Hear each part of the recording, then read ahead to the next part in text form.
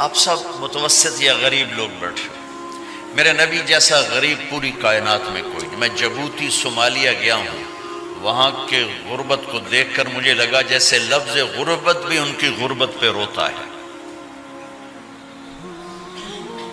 ایسی غربت میں نے پورے پاکستان میں کہیں نہیں دیکھی جو میں نے جبوتی میں دیکھی، صومالیہ میں دیکھی، کیمرون میں دیکھی، چاڈ میں دیکھی، سوڈان میں دیکھی۔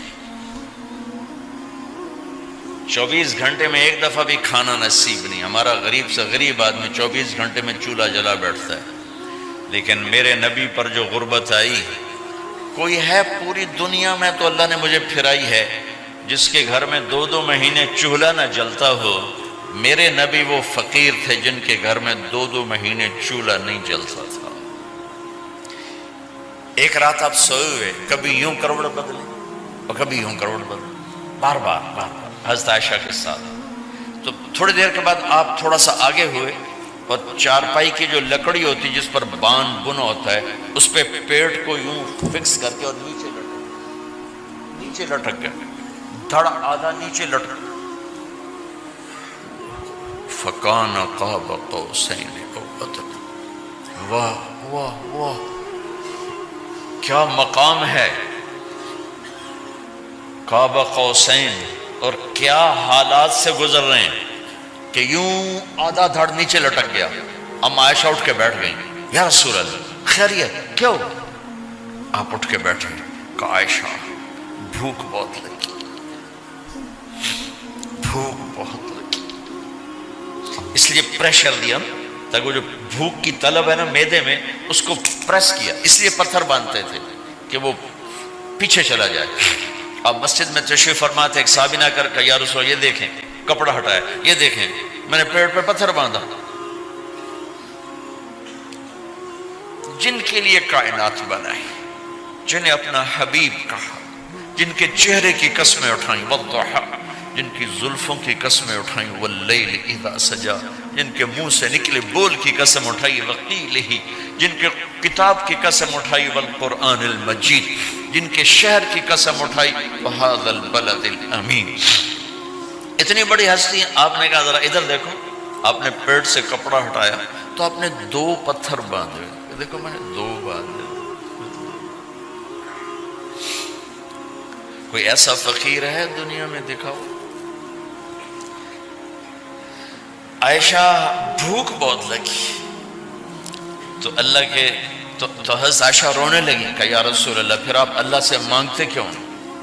کہا عائشہ نہیں مانگوں گا، اسی بھوک میں اللہ سے ملاقات نہیں مانگوں۔ مجھ سے پہلے میرے جو بھائی آئے انبیاء، وہ اسی فقر میں گئے، میں بھی اس فقر میں جاؤں گا۔ اپنے گھر میں یہ دکھ رکھا، اپنی اولاد کے ذبح ہونے کو قبول کیا تاکہ آئندہ آنے والی امت کا غریب طبقہ گلہ نہ کرے، شکوہ نہ کرے، حرام راستوں پہ نہ جائے، غلط راستوں پہ نہ جائے، اور مالدار فخر نہ کرے میں کوئی بڑا آدمی بن گیا ہوں، میری اتنی بڑی فیکٹری بن گئی ہے، میری اتنی بڑی کمائی ہو گئی ہے۔ یہ نہ یہ بڑائی کی چیز ہے، نہ وہ چھوٹائی کی چیز ہے۔ جس سے اللہ راضی ہے وہ بڑا ہے، جس سے اللہ ناراض ہے وہ چھوٹا ہے، چاہے غریب ہے چاہے مالدار ہے۔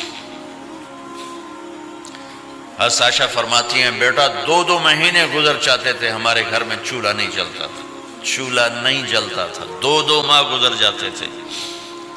ایک دفعہ باغ میں تشریف لے گئے، عبداللہ بن عمر آپ کے ساتھ ہیں، صبح کا وقت ہے تو اب کھجوریں گری پڑی، جو ملک نہیں ہوتی نا، کسی کوے نے ٹھونگ ماری، کسی طوطے نے اس کو ایسے ہی وہ اس کو ٹک دیا اپنی اس کے ساتھ چونچ کے ساتھ، تو وہ گر پڑی۔ اب اٹھا کے صاف کر کے کھا رہے تھے اور عبداللہ سے کہہ رہے تھے عبداللہ تو نہیں کھاتا؟ انہوں نے کہا جی مجھے بھوک نہیں ہے۔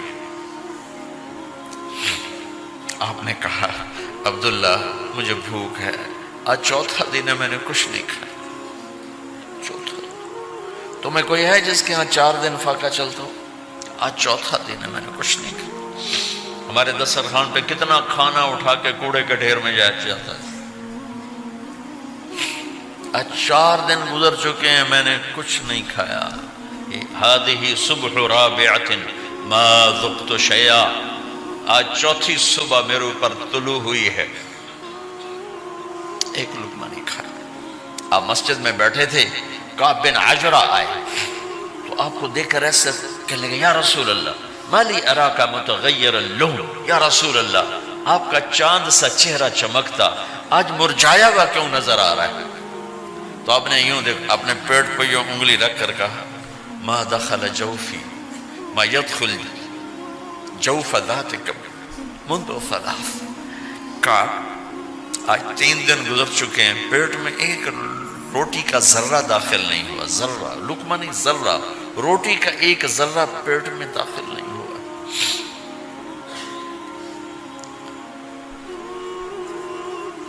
اور اتنی بڑی رسالت، اتنی بڑی نبوت،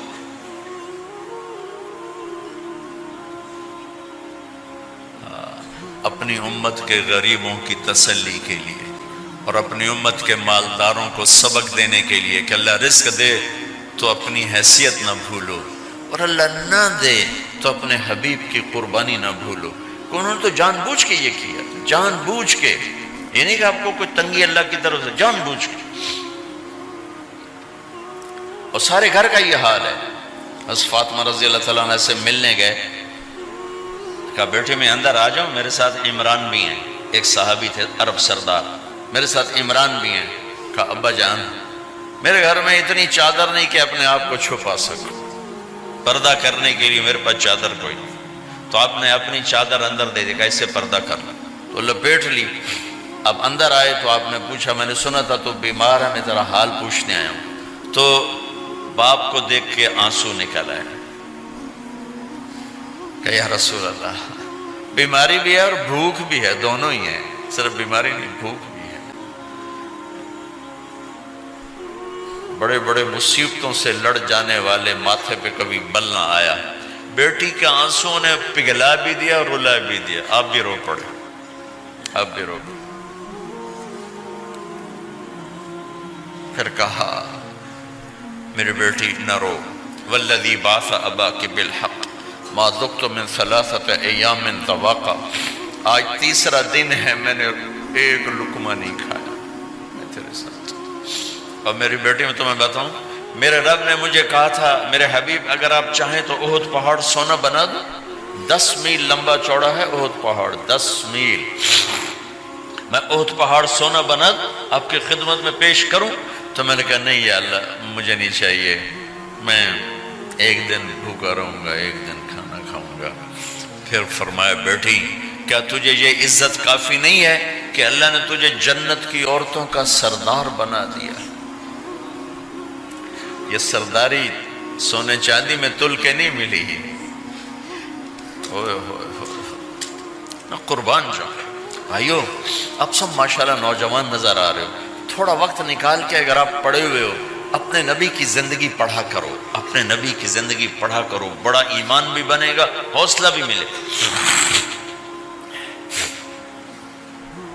آپ حسن حسین کو کہتے تھے میری آنکھوں کی ٹھنڈک، میرے جگر کے ٹکڑے، میرے سینے کی ٹھنڈک، میرے لاڈلے، جنت کے چاند، جنت کے سردار، میرے 2 پھول، یہ سارے الفاظ حسن حسین کے لیے ہیں۔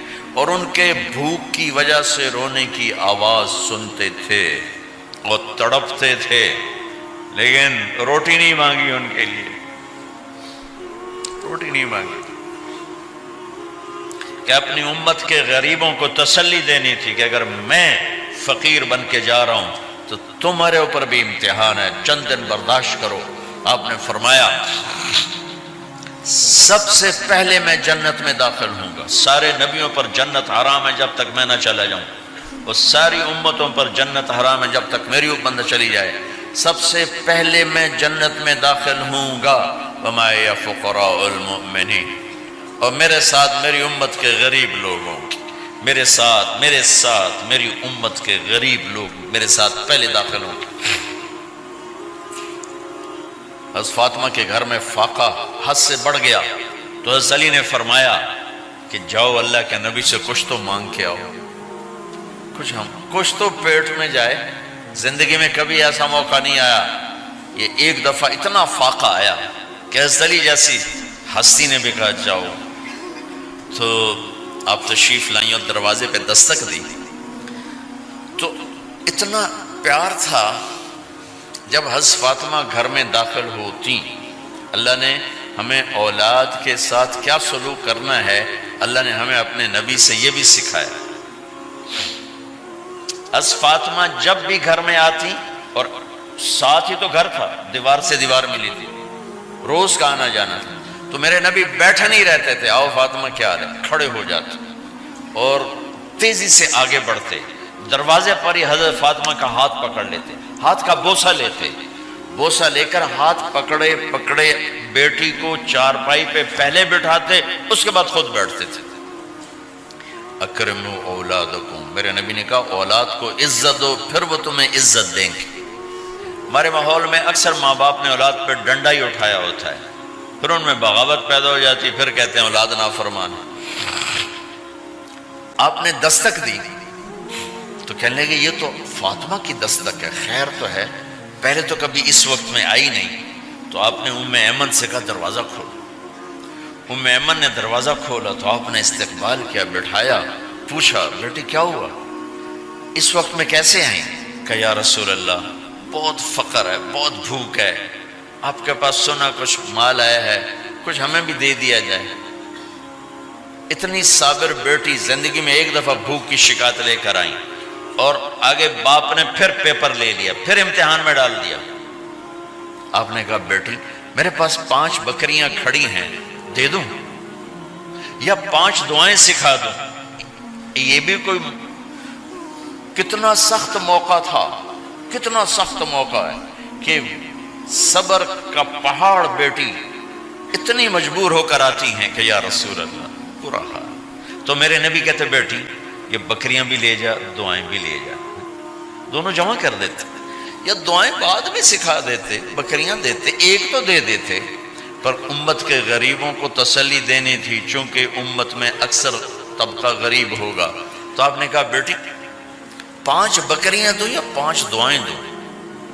تو وہ سمجھ گئی اپنے باپ کے مزاج کو کہ ابا جان امتحان لے رہے ہیں. تو کہا ابا جان بکریاں چھوڑ دیں، مجھے دعائیں سکھا دیں، مجھے بکریاں نہیں چاہیے. بھوکے کی رات بھی گزر جاتی ہے اور بھوکے کا دن بھی ڈوب جاتا ہے. تو آپ کا چہرہ ایسے کھل گیا کہ میری بیٹی پاس ہو گئی. کہ بیٹی آپ تم دعا میں یہ کہا کرو یا اول الاولین یا آخر الاخرین یا ذا القوة المتین یا راحم المساکین یا ارحم الراحمین. یہ تیرے لیے 5 بکریوں سے اعلیٰ چیز. اب گھر واپس گئیں خالی ہاتھ. حضرت علی نے فرمایا تو کچھ بھی نہیں لائی؟ کہا نہیں لائی ہوں، بہت کچھ لائی ہوں. کہا کیا؟ کہا میں دنیا لینے گئی تھی، آخرت لے کے آ گئی. ذهبت للدنیا وجئت بالآخرہ. تو حضرت علی نے فرمایا تیرا آج کا دن سب سے اعلیٰ دن، خیر ایام کی حال. داماد کا امتحان لے لیا، حضرت علی کو بلا لیا. علی 5000 بکریاں دوں کہ 5 دعائیں دوں؟ اس وہاں تو 5 بکریاں، اب 5000 کر دیں. علی 5000 بکریاں لیتے ہو یا 5 دعائیں لیتے ہو؟ تو بھی سمجھ گئے کہ آج میرا محبوب مجھ سے امتحان لے رہا ہے کہ علی کتنا کو مضبوط ہے اپنے ایمان میں. اور فاقے میں نے بتا دیے کیا گزر رہے. آدمی اپنی بھوک سہ لیتا ہے، اولاد کا رونا برداشت نہیں ہوتا ہے.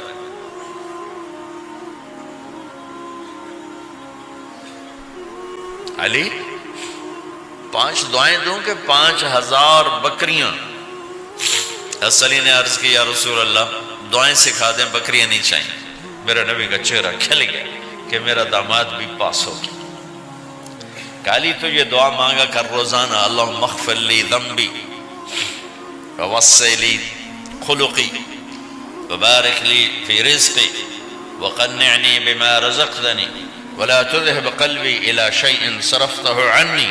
یہ 5 دعائیں تو مانگا کر، 5000 بکریوں سے زیادہ ہے. اللہم اغفر لی ذنبی، اللہ میرا گناہ معاف کر. وسع لی خلقی، میرے اخلاق عالی شان کر. بارک لی فی رزقی، میرے رزق میں برکت دے. قنعنی بما رزقتنی، مجھے لالچ سے نکال دے، مجھے لالچی نہ بنا، مجھے حریص نہ بنا. ولا تذهب قلبی الی شیء صرفتہ عنی، جو تو نے مجھے دیا نہیں اس کی میرے اندر سے طلب بھی ختم کر دے، مجھے اس کا طلبگار بھی نہ بنا، کہ یہ 5000 بکریوں سے زیادہ ہے۔ میں نے تھوڑا سا اپنے نبی کے گھر کا نقشہ آپ کو بتایا ہے کہ یہ چند دن صبر کی دنیا ہے، اللہ راضی ہو گیا تو موت سب سے خوبصورت پیغام